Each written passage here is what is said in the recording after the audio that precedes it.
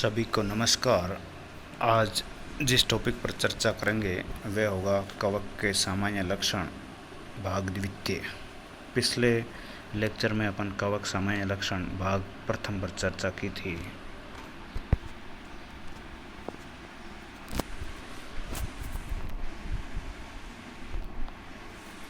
इसमें सबसे पहले अपन कवक कोशिका की एक प्रारूपिक संरचना के बारे में अध्ययन करेंगे। कवक कोशिका बाकी कोशिकाओं से थोड़ा अलग होती है। इसका सबसे बाहरी स्तर कोशिका भित्ति होती है जो काइटिन से बनी होती है। काइटिन का रासायनिक नाम एन एसिटिल ग्लूकोज 2 एमीन है। इसके बाद दूसरा स्तर प्लाज्मा झिल्ली का होता है जो लिपोप्रोटीन से बनी होती है। प्लाज्मा झिल्ली के अंदर की तरफ कोशिका द्रव्य होता है जिसमें माइटोकॉन्ड्रिया, डिक्टियोसोम, राइबोसोम, केंद्रक आदि पाए जाते हैं। सबसे विशेष लक्षण लोमासोम है जो कोशिका भित्ति और प्लाज्मा झिल्ली के बीच कुछ स्थानों पर कण, नलिका या पुटिका के रूप में पाई जाने वाली संरचनाएं ये केवल कवक कोशिकाओं में ही पाई जाती है। कवक कोशिकाओं का केंद्रक बहुत छोटा होता है और इसमें विभाजन के समय केंद्रक झिल्ली लुप्त नहीं होती। इस प्रकार के विभाजन को कैरियोकोरिसिस कहते हैं। कैरियोकोरिसिस कवक कोशिका का एक विशिष्ट लक्षण है जिसके अंदर केंद्रक झिल्ली लुप्त नहीं होकर इसमें केंद्रक बीच में डंबल का आकार का हो जाता है जो लंबा होकर धीरे धीरे दो भागों में बंट जाता है। इस स्लाइड में एक कवक कोशिका की प्रारूपिक संरचना को दर्शाया गया है जिसमें विभिन्न प्रकार के घटकों को नामांकित किया गया है। इसके पश्चात कवक ऊतक।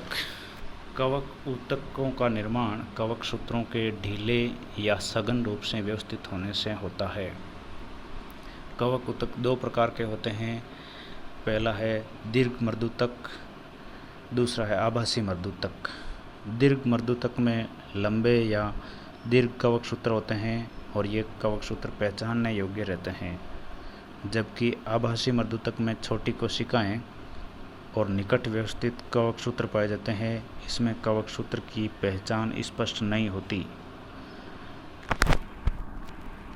इसमें दोनों प्रकार के कवक ऊतकों को नामांकित कर दर्शाया गया है। आभासी मर्दूतक से प्रतिकूल परिस्थितियों में विभिन्न प्रकार की संरचनाएं बनती है जो इसके जीवन काल को बनाए रखने में महत्वपूर्ण भूमिका निभाती है।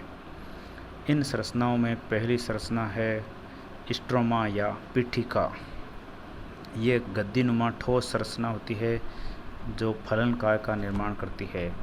दूसरी संरचना है स्क्लेरोसियम।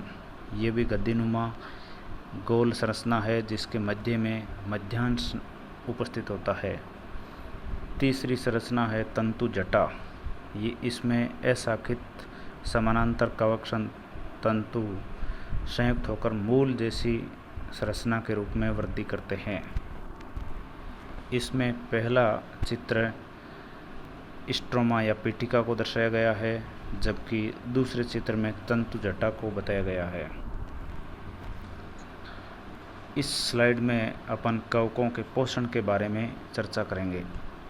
कवकों में क्लोरोफिल अनुपस्थित होता है, इस कारण इनमें पोषण विषमपोषी होता है। इसकी कोशिकाओं से बाह्य और आंतरिक दो प्रकार के एंजाइम निर्मित होते हैं। इन एंजाइमों के द्वारा कवक विभिन्न प्रकार के कार्बनिक पदार्थों का पाचन करते हैं। पोषण के आधार पर कवकों को 3 श्रेणियों में बांटा गया है। पहली श्रेणी है मृतजीवी, दूसरी श्रेणी परजीवी, तीसरी श्रेणी सहजीवी। मृतजीवी कवक ऐसे कवक है जो अपना पोषण मृत कार्बनिक पदार्थों से प्राप्त करते हैं। ये मृत कार्बनिक पदार्थ सड़े गले पेड़ पौधों के अवशेष, जंतुओं के अवशेष आदि हो सकते हैं। आवास के आधार पर मृतजीवी कवकों को दो श्रेणियों में बांटा गया है। प्रथम, जलीय मृतजीवी, द्वितीय स्थलीय मृतजीवी। जलीय मृतजीवी ऐसे कवक जो जलीय आवास में पाए जाते हैं, जैसे एक्लिया। दूसरा, स्थलीय मृतजीवी ऐसे कवक जो स्थलीय आवास में पाए जाते हैं, जिसका उदाहरण है म्यूकर। इन्हें पुनः दो प्रकारों में बांटा गया है मृतजीवी कवकों को। पहला है अविकल्पी मृतजीवी, दूसरा है विकल्पी परजीवी। अविकल्पी मृतजीवी से तात्पर्य है ये कवक अपना पोषण केवल मृत कार्बनिक पदार्थों से ही प्राप्त कर सकते हैं। यदि इनको मृत कार्बनिक पदार्थ नहीं मिले तो इनका जीवन चक्र समाप्त हो जाता है, अर्थात इनके लिए मृत कार्बनिक पदार्थ अनिवार्य है। दूसरा है विकल्पी परजीवी। इनमें अधिकतर पोषण मृत कार्बनिक पदार्थों से प्राप्त होता है, लेकिन कभी कभी मृत कार्बनिक पदार्थ उपलब्ध नहीं होने पर ये अपना पोषण जीवित कार्बनिक पदार्थों से भी ले सकते हैं। नेक्स्ट है परजीवी। परजीवी से तात्पर्य ऐसे कवक जो अपना पोषण जीवित कोशिका से प्राप्त करते हैं। इनके द्वारा परजीवी परपोषी में रोग उत्पन्न किया जाता है। ये दो प्रकार के होते हैं। पहला है अविकल्पी परजीवी, दूसरा है विकल्पी परजीवी। अविकल्पी परजीवी केवल जीवित कार्बनिक पदार्थों से पोषण प्राप्त करते हैं, जबकि विकल्पी मृतजीवी अधिकतर पोषण अपना जीवित कार्बनिक पदार्थों से प्राप्त करते हैं, लेकिन कभी कभी ये मृत कार्बनिक पदार्थों से भी अपना पोषण प्राप्त कर सकते हैं। इन्हें पुनः दो वर्गों में बांटा गया है। पहला है बाह्य परजीवी, दूसरा अंत्य परजीवी। बाह्य परजीवी परपोषी की सतह पर वृद्धि करते हैं और अंत्य परजीवी परपोषी के अंदर ऊतकों में गहराई में वृद्धि करते हैं। इसमें परजीवी कवकों के पोषण के लिए उत्पन्न संरचना को दर्शाया गया है, जिसका नाम है चूसकांग। ये सतह पर भी हो सकते हैं या गहराई तक धंसकर अपने परपोषी से पोषण प्राप्त करते हैं। इस प्रकार की संरचनाओं को चूसकांग कहते हैं।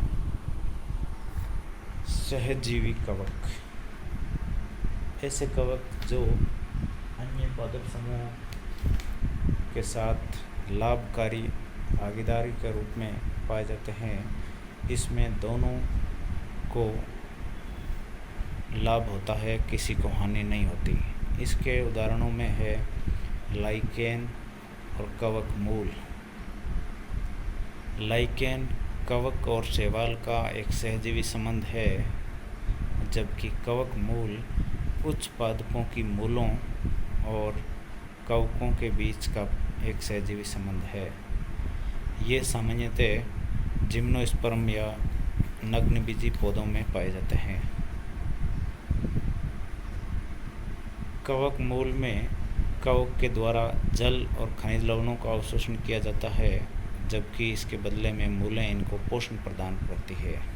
कवक मूल दो प्रकार की होती है, बहिपोषणी कवक मूल, अंतःपोषणी कवक मूल।